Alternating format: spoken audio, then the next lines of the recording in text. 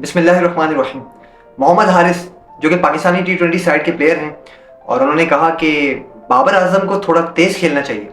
अच्छा, उन्होंने एक्चुअली एक इंटरव्यू दिया यूट्यूब पे एक लोकल चैनल को, और वो इंटरव्यू क्या था, उन्होंने क्या क्या बात की बाबर आजम के बारे में, वो मैं आपको बताऊंगा। ऐसे में तनवीर अहमद जो कि पाकिस्तानी टेस्ट क्रिकेटर रह चुके हैं, उनकी तरफ से फिर इसका करारा जवाब आया। उन्होंने काफ़ी लपेटा, काफ़ी गहरी सुनाई मोहम्मद हारिस को, और उन्होंने क्या क्या कहा वो भी मैं आपको बताता हूँ वीडियो में आगे चल के। इसके अलावा दोनों के स्टैट्स भी देख लेते हैं। भाई मोहम्मद हारिस क्या इतने काबिल प्लेयर हैं कि वो बाबर आजम के बारे में बात कर सकते हैं, इस पर भी बात कर लेते हैं। दोस्तों, अगर अभी तक आपने हमारा चैनल सब्सक्राइब नहीं किया है, काइंडली अभी से चैनल को सब्सक्राइब कर लें। वीडियो को आगे बढ़ाते हैं। तो मोहम्मद हारिस, जैसे कि मैंने आपको बताया कि इंटरव्यू उन्होंने दिया, इंटरव्यू में उन्होंने कहा कि भाई बाबर आजम को थोड़ा सा तेज़ खेलना चाहिए T20 फॉर्मेट में, और इसके अलावा उन्होंने कहा कि वो जो टीम से बाहर हुए हैं अपनी वजह से हुए हैं, क्योंकि स्ट्राइक रेट वो मेंटेन नहीं कर सके, अपना उसको बढ़ा नहीं सके जब ज़रूरत थी बढ़ाने की। ऐसा कहा मोहम्मद हारिस ने। इसके अलावा जब तनवीर अहमद, उनको एक्चुअली काफ़ी गुस्सा आ गया मोहम्मद हारिस की बात सुनकर, उन्होंने एक ट्वीट कर दिया।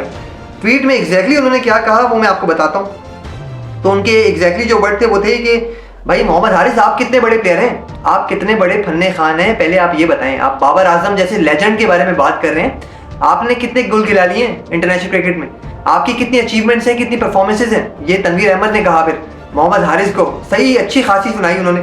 और उन्होंने एक और कहा कि भाई आपको पहले ज़रूरत है कि आप अपनी वैल्यू बनाएं, पहले अपनी वैल्यू बनाएं, ताकि फिर आपकी बात भी सुनी जाए, और फिर आप सुनेंगे भी आपको कि भाई आप बाबर आजम के बारे में बाद में बात करें। आपकी कोई खुद की वैल्यू नहीं है, और आप जो है वो बाबर आजम को क्रिटिसाइज़ कर रहे हैं, उनके बारे में बोल रहे हैं कि उनका स्ट्राइक रेट जो है उनको इम्प्रूव करना चाहिए, उनको थोड़ा तेज़ खेलना चाहिए। अब जैसे कि मैंने आपसे कहा था कि हम स्टैट्स पे बात करेंगे ना, तो स्टैट्स को भी देख लेते हैं कि बाबर आजम के क्या स्टैट्स रहे हैं ओवर द ईयर्स, और मोहम्मद हारिस जो कि अभी नया खेलना शुरू हुए हैं इंटरनेशनल क्रिकेट में, उनके क्या स्टैट्स हैं। तो भाई वैसे तो स्टैट्स देखें तो सही कहा है तनवीर अहमद ने, मैं बिल्कुल अग्री करूंगा तनवीर अहमद के साथ, क्योंकि कंपैरिजन वैसे तो कोई बनता नहीं है। मोहम्मद हारिस जिन्होंने सिर्फ 23 इंटरनेशनल T20 खेले हैं अभी तक, और ऐसे में बाबर आजम जो है वो बहुत ज़्यादा इंटरनेशनल T20 खेल चुके हैं ऑलरेडी। उनके 120 से ऊपर जो है वो मैचेस हैं T20 क्रिकेट में, और 4000 से ज़्यादा रन हैं। मोहम्मद हारिस के रन देखें तो कुछ भी नहीं है बाबर आजम के सामने।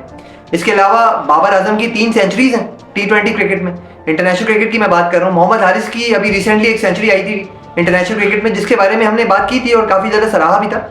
लेकिन एवरेज अगर देखें भाई, मोहम्मद हारिस जो है वो 1 डाउन खेलते हैं, और ओपनर भी कभी कभी खेलते हैं, लेकिन अभी 1 डाउन उनका नंबर है इंटरनेशनल क्रिकेट में। तो ऐसे में उनका जो एवरेज है वो बहुत ही ज़्यादा पुअर है।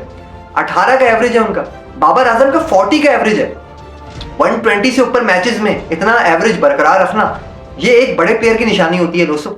तो ये तो ज़मीन आसमान का फ़र्क यहाँ पे आ गया। दूसरा, स्ट्राइक रेट में जो बात कर रहे थे मोहम्मद हारिस, तो उनका स्ट्राइक रेट खुद का 144 का है, लेकिन फिर वही बात कि अभी सिर्फ उन्होंने 23 मैचेस खेले हैं। जैसे जैसे मैचेस बढ़ेंगे फिर देखना होगा स्ट्राइक रेट को वो मेंटेन कर पाएंगे या नहीं कर पाएंगे।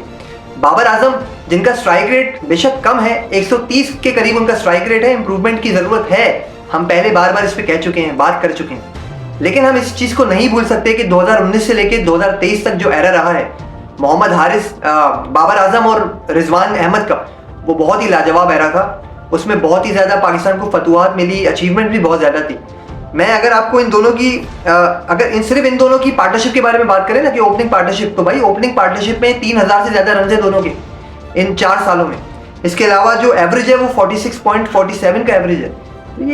ये और क्यों मैं रिजवान की भी बात कर रहा हूँ, क्योंकि मोहम्मद हारिस ने रिजवान का भी नाम लिया। उन्होंने कहा कि भाई जो सीनियर प्लेयर्स हैं ना, उनको T20 फॉर्मेट से अब दूर हो जाना चाहिए और यंगस्टर्स को चांस देना चाहिए। अपनी बात कर रहे थे वो कि भाई मुझे खेलना चाहिए अब।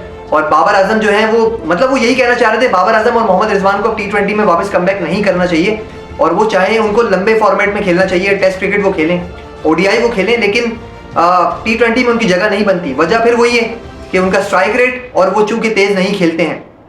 लेकिन इस चीज़ को कैसे आप नज़रअंदाज कर सकते हैं भाई, कि जो चीज़ें मैंने अभी आपको स्टैट्स की बताई हैं, इसको तो नहीं भूल सकते। इसके अलावा अगर और भी चीज़ें देखें ना मोहम्मद हारिस, तो मोहम्मद हारिस के बारे में जो हमारे कोच थे पहले, अभी तो माइक हैसन है, इनसे पहले जो आपके कोच गुजरे हैं, गालिबन क्या नाम था उनका भाई, जो कि अभी टेस्ट क्रिकेट में भी थे, फिर उनको भी हटा दिया गया, आकिब जावेद की मैं बात कर रहा हूँ। उन्होंने कहा था कि मोहम्मद हारिस जो है वो ब्रेनलेस क्रिकेट खेलते हैं, ये उनकी तरफ से रिमार्क्स थे।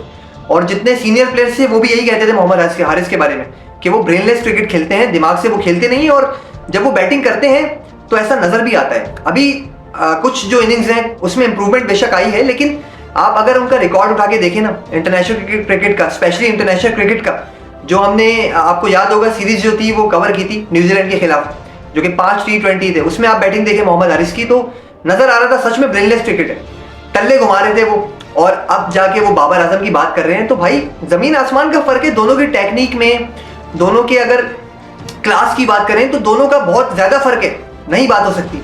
मोहम्मद हारिस ने बिल्कुल ये बेवकूफ़ाना इंटरव्यू जो है वो दिया है और फिर तनवीर अहमद ने लपेट ही लिया।